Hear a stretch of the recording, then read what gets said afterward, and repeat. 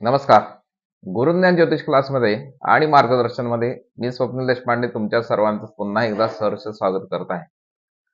आज अत्यंत महत्वाचा असा विषय घेऊन आलेलो आहोत की गुणमिलन विवाहात अडथळा आणि सर्व ठीक आहे पण गुण 18 पेक्षा कमी जुळतात आणि यामुळे कुंडली नाकारत असाल तर सावधान आणि पालकांनी ही चूक नक्कीच करायची नाहीये.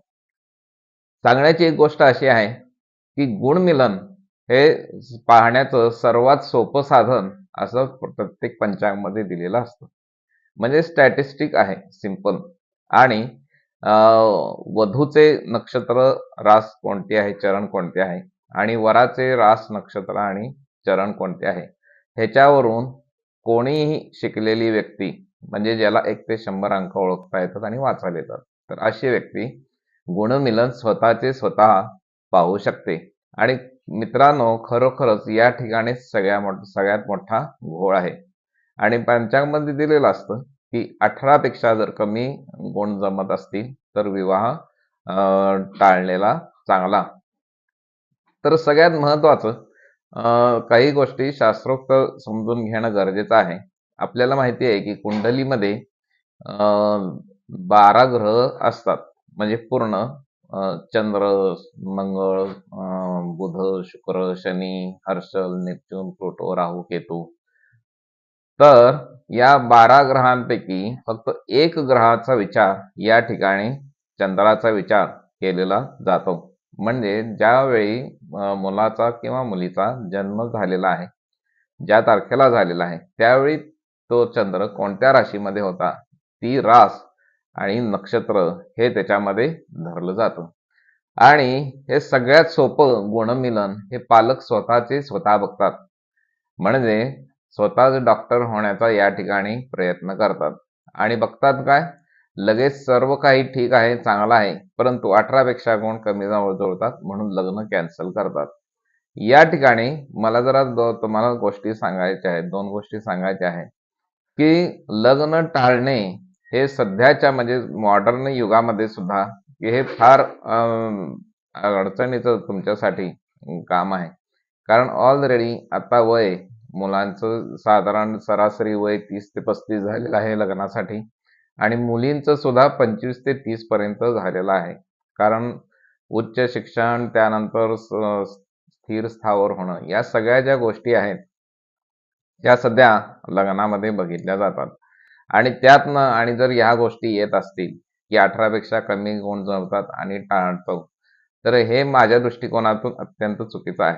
का चुकीचं आहे हे मी तुम्हाला या ठिकाणी सांगणार आहे.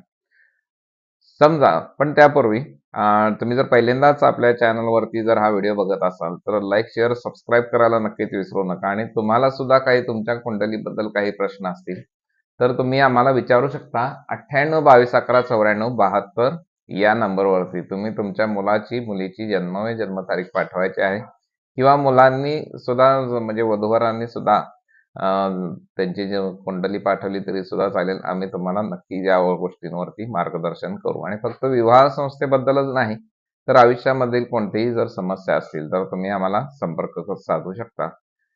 वळूया पुन्हा आपल्या विषयाकडे. तर चंद्र हा एकमेव ग्रह असा आहे की ज्यामध्ये गुणमिलन हे बघितलं जातं. चंद्र हा आपल्याला माहिती आहे मनाचा कारक आहे, स्वभावाचा कारक आहे. पूर्वीच्या दृष्टिकोनातून विचार केला असता ऋषीमुनींच्या, तर स्वभाव बदलू शकत नाहीत, त्यामुळे त्यांनी हे मांडलं असावं.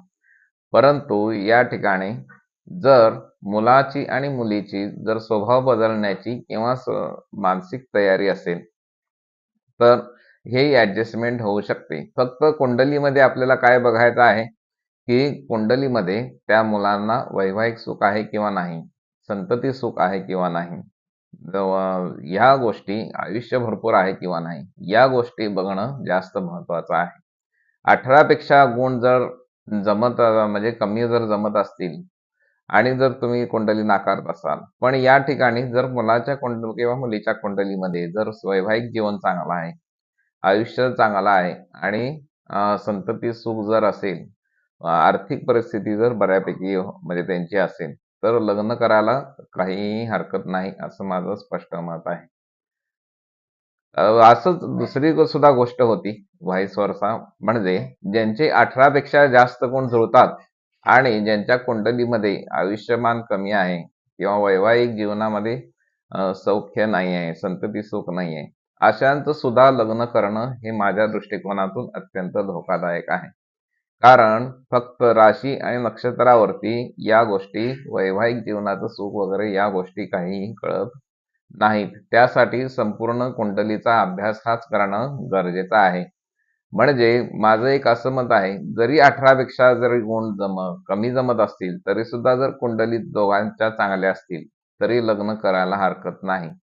तसंच 18 पेक्षा सुद्धा जर जास्त गुण असतील आणि जर कुंडलीमध्ये मुलाच्या किंवा मुलीच्या कुंडलीमध्ये जर वैवाहिक सुख नाहीये, त्यानंतर आयुष्यमान चांगलं नाहीये, संतती सुख नाहीये, तर अशांची कुंडलीमध्ये लग्न करून सुद्धा त्यांना काही सुख मिळणं अशक्य आहे. तुम्हाला जर तुमच्या कुंडलीबद्दल काही प्रश्न असतील तर नक्कीच विचारू शकता. आपला फोन नंबर मी या ठिकाणी वरती लिहिलेला आहेच. आणि व्हिडिओ आवडला असेल तर लाईक, शेअर, सबस्क्राईब करायला नक्कीच विसरू नका. नमस्कार.